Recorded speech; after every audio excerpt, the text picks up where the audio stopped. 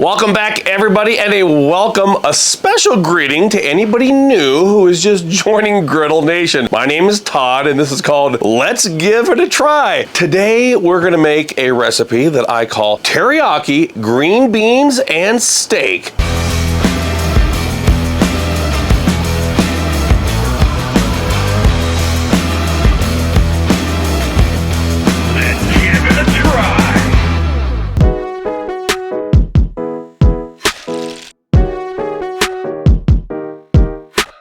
This recipe is so good, and there's just a few ingredients. We're gonna start out with steak. These are strip steaks. You can use any kind of steak. When you're doing stir fry, people like to use flank steaks. Strip steaks are probably one of the most easily accessible steaks out there. I'm cutting off the fat. You can leave it in there if you want to. I'm gonna cut these strip steaks into very thin pieces. Not quite razor thin, but pretty darn thin, and these are gonna cook up so quick. Switch out my gloves, and we'll get some fresh garlic as well. Love garlic, so I definitely recommend garlic paste or fresh garlic. Chop that up into some smaller pieces. Blackstone 36-inch Pro Series. If you wanna know what the best griddle is for stir fry, any of them, but my preference is always gonna be a 4-burner, 36-inch griddle, lots of BTUs, lots of heat, avocado oil today. The griddle doesn't care what kind of cooking oil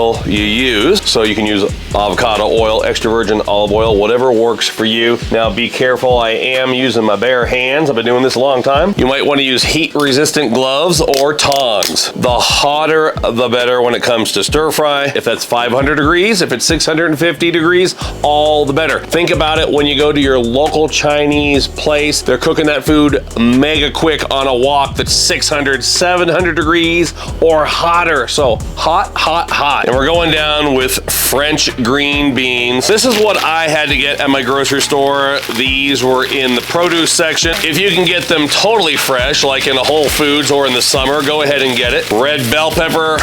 I sliced mine up off camera. You always want to have a matching set of spatulas when you're doing stir fry. It just makes it easy to shovel things in, to flip, and do all those fancy tricks. I mentioned cooking oil earlier.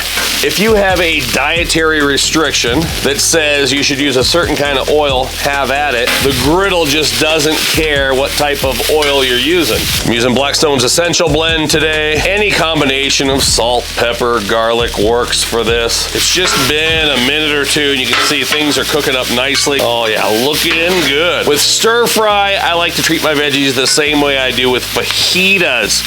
We want to have really nice color, but we don't want things to be necessarily soggy. It's a fine line. I like to get them right before they turn from snappy to soggy, right there on the edge. We're gonna leave those veggies over here in the corner, down with a little more avocado oil and my strip steak, along with my garlic. Thin strips of steak always toward the end. Another dusting of the Essential Blend across the steak and maybe a little more across the beans. I like steak because it mixes well with teriyaki. Think about teriyaki steak at a Japanese steakhouse. And I'll also add that this recipe is just something that I created in my mind. It's not an authentic Japanese or Chinese stir-fry dish. Definitely don't want that steak to be overcooked. You can see we're right in the middle. You can see we're getting seared, but we still have hints of being rare. That's right about when we want to mix everything up together. So we're gonna do that steak with the garlic and the green beans. It's hard to do with the hood, but one of my favorite things to do, especially on the Griddle More Tour, is to bring everything up really high and drop it down on the griddle. But if you have a hood, just be careful. You can use any kind of teriyaki sauce, but longtime viewers of my show will always know that Mr. Yoshida's has always been my favorite. Sam's Club and Costco for the big, huge 5-pound, 6 ounces. So 86-ounce Mr. Yoshida's warehouse stores. Always toward the end. It's sticky. It has a little bit of sugar in there. It's going to caramelize, so you always want to do it towards the end. You don't want it to burn on the griddle. That looks absolutely out of this world. Right before I pull it, I'm gonna sprinkle a little bit of sesame seed on there, and I'm gonna put a little more as a garnish when we're done. Looks so good. Grab both spatulas and a big old heaping pile of my green beans and steak. See, the colors are out of this world.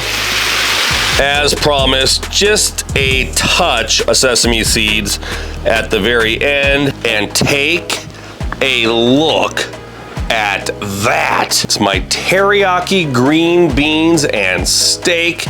Oh my goodness. Like, this is perfect as a side dish, as an appetizer, or as a meal, especially if you're one of those people that are watching your carbs. I mean, my goodness, you can't go wrong with this. Let's clean that nasty griddle. You can see what happens when the teriyaki sauce starts to caramelize. It becomes a burned, sugary mess. Left alone, this will turn to ash. You can see it's already starting to happen. It'll simply flake off the griddle top. Very important to leave your griddle on high heat. You always want to clean your griddle when it's hot. Think about it, grease solidifies when it gets cold, so you always want to clean it when it's hot. You can see how easy that just scrapes off the griddle top. You can always take water down on your griddle top.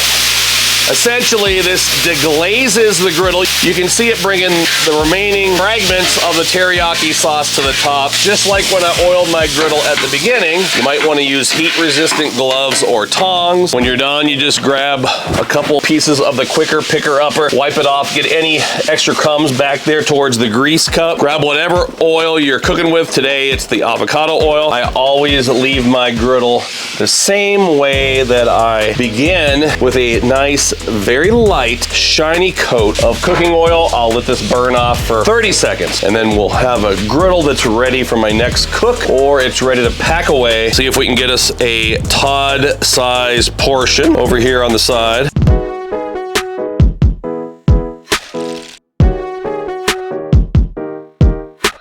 Can't wait anymore. A sissy would fold those beans over, but I'm not a sissy. Let's give it a try.